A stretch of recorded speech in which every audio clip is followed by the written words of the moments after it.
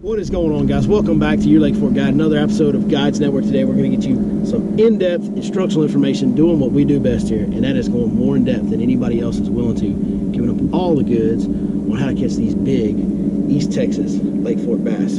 Today's topic is going to be a good one. We're going to talk about how probably my favorite technique for summertime offshore deep structure fishing, and it's a way that catches some big fish. It's a big fish killer, and that is going to be normally we would say a football jig, but today we're going to talk about the 6 Sense hybrid jig.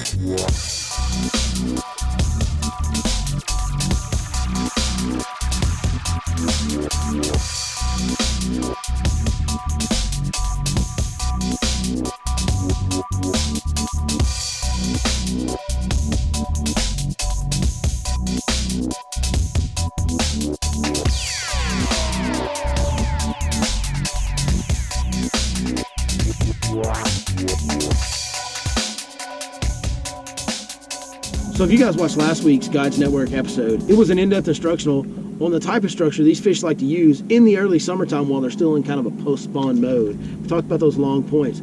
One other thing we briefly touched on was the big jig. Big, heavy, 3/4, 1 ounce type of jigs that we throw out deep and how they catch big fish. And I'm going to talk to you guys today about several different ways that I use this. There's some different techniques you can use this for. It's so versatile. It almost doesn't matter how the fish are set up on the structure. You can do something with this jig to catch them, whether they're off the bottom, on the bottom, chasing bait. There's a way to use this to catch them, and we're going to talk about all those today. Before we get into all that, let's talk about our gear that we're using on the hybrid jig. This is this one right here is a 3/4 ounce, and that's the heaviest model they make right now, so that's the one I use all the time when I'm out deep on fork. But this is the hybrid jig made by 6 Sense Lures. And it just looks like a normal, kind of triangular shaped flipping jig that you'd put in wood.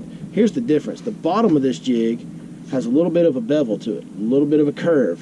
What that does is it allows it, when you're dragging it, it will rock like a football jig does. At the same time, that head design allows you to get through all this thick timber that we have on these East Texas lakes, especially Lake Fork, a lot better than a traditional football head jig. That wide head on a football jig, jig is known to hang up in those cracks and crevices in the corners of the tree branch forks and stuff like that, and the root systems, all that kind of stuff. That football head jig's kind of notorious for hanging up in, and this is just so much better coming through that type of cover.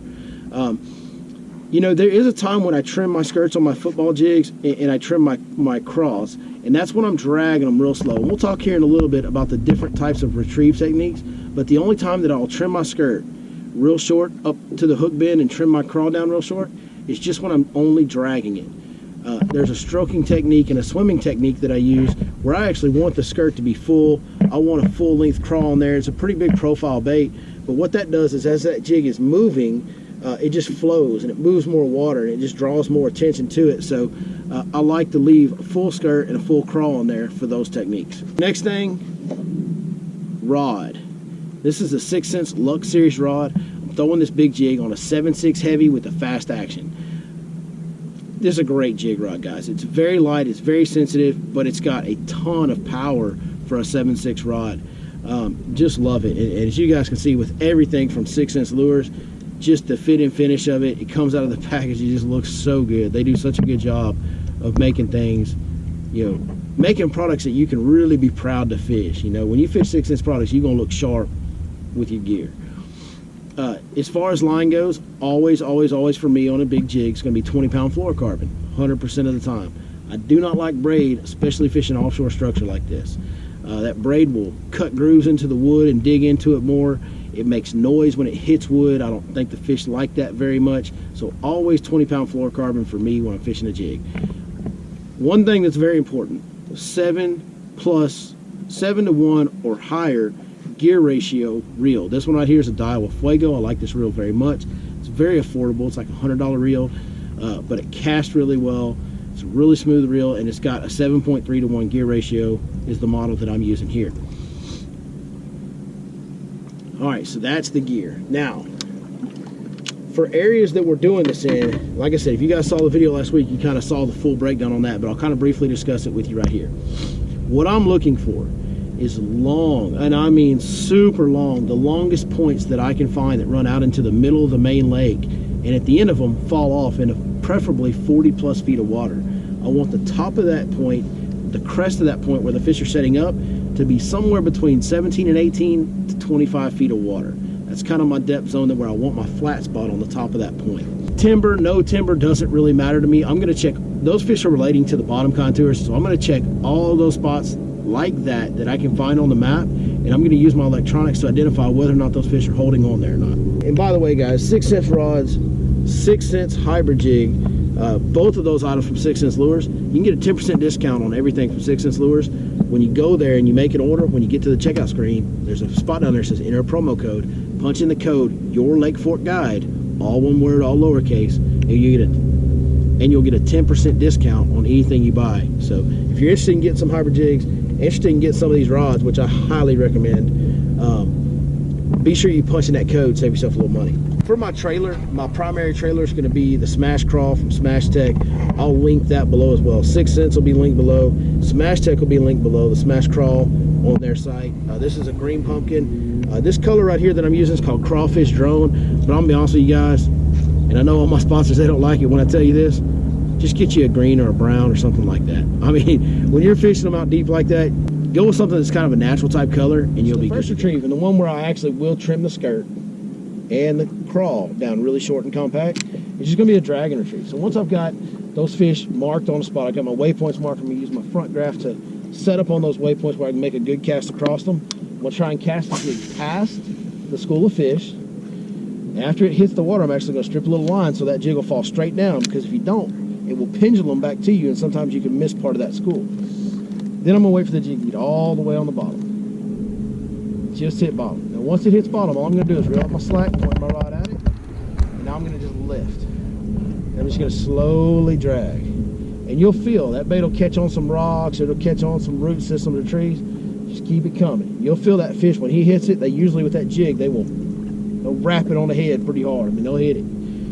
As soon as you feel any kind of a pop that feels like a fish bite, don't check them up, don't wait. Just reel your slack down and hit them as hard as you possibly can. You got a lot of line out in this situation. That's why you got that 7.6 heavy action rod. That's why you got that big line. That jig's got a big hook, so you got to put a lot of pressure on them. So go ahead and swing for the fences on these hook sets, guys. The next technique I'm going to talk about is stroking. This is one of the moving type of retrieves, and I want to leave that full skirt and full crawl just like I have here. And this has probably been the best one here lately on Forks, but we've been stroking that jig out there.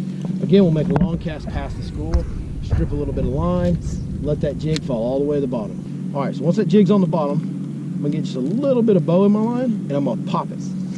Snap it just like that. Now, I use this technique when I drive over that spot and I see fish just spinning off the bottom, anywhere from 2 to 5 or 6 feet. I'll go ahead and stroke it. Now, I will tell you that you'll be surprised how much you're actually moving that jig off the bottom when you snap it like that. If you look right here, I'm tightening my line right here, I'm moving that rod all the way to here. That's a good 5 feet. I'm snapping that jig 5-6 feet off the bottom when I do that. So give it a good flop. Now, if they're just real tight, about 2 foot to the bottom, then I'll stroke it a little bit shorter, a little bit smaller strokes. What'll happen a lot of times on this, you'll be stroking that jig. If you pay attention, you'll feel them bite it. They're going to bite it as it's falling on slack line. If you're paying real close attention with this 6 inch rod, it's sensitive. You'll feel them bite it on slack line most of the time. Sometimes you won't. And you'll go to stroke and you'll have a fish and you'll hit it and it'll load up. When it does that, guys, all you can do is just go with it. Don't put it back down, try to reel up and reset it. If you go to stroke it like this and you feel that weight load up, just hit it and just lean back and just burn that reel handle as much as you can. If you get a chance to catch up to them and dig it in a little more, go ahead and do that. But if you pop them like this and then you point your rod down to go set the hook again, they're going to spit that jig out most of the time. All right, third technique. And this is the one that I've never told anybody about, never told any of my friends. I've told maybe 1 or 2 of my friends about. Don't really put it on camera very much, so this one is top secret. Y'all don't tell anybody. It's a little top secret guide trick right here. We'll go ahead and make a long cast, same cast again, same deal. Get the jig all the way on the bottom. When when you've got a really stumpy point that's got some fish on it, but it's got a lot of wood cover, it's a great technique. When you've got a shell bed or some rocks or something like that, it's a great retrieve.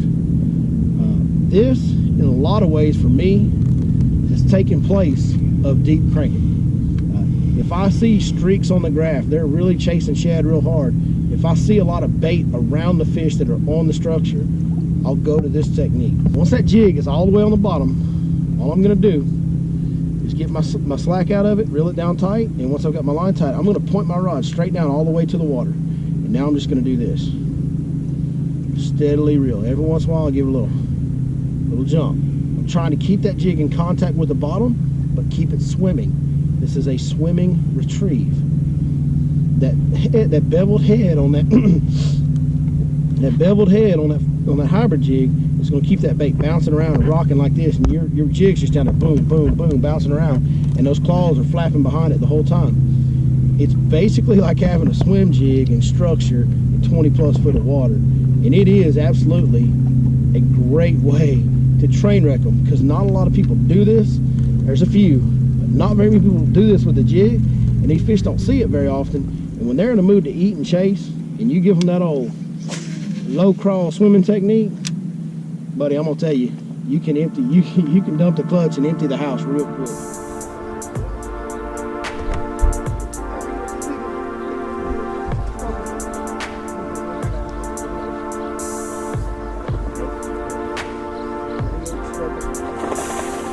Oh, that's a good fish on that old jig. Look at her right there, Mr. Hybrid. Yeah, he said, yeah. He bit his mouth. I said, yep, that's a good jig.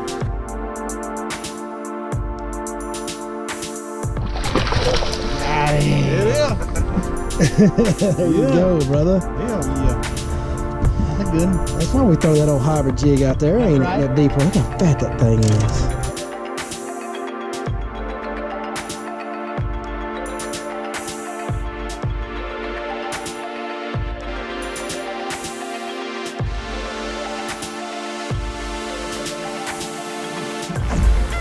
Big one, big one, big one, big one, big one, big one, big one. This is a big fish, but dude, this is hard. 550, buddy.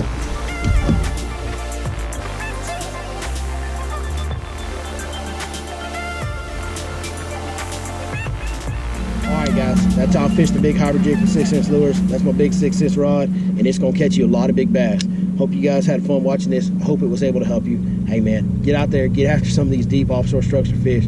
There's not much more fun in the world than getting on a great school of bass and catching them one after another in the early summertime. So hey, we appreciate you guys watching. Be sure and check out 6-inch lures. Be sure and check out Smash Tech Baits. Hey, if you like this video, hit that thumbs up for me. If you want to see more, be sure to subscribe. We got a bunch of instructional stuff. We're over 60 in-depth instructionals, just like this one you saw today. So be sure and check that out if you have time, and we'll see you next time, right here on your Lake Fork Guide.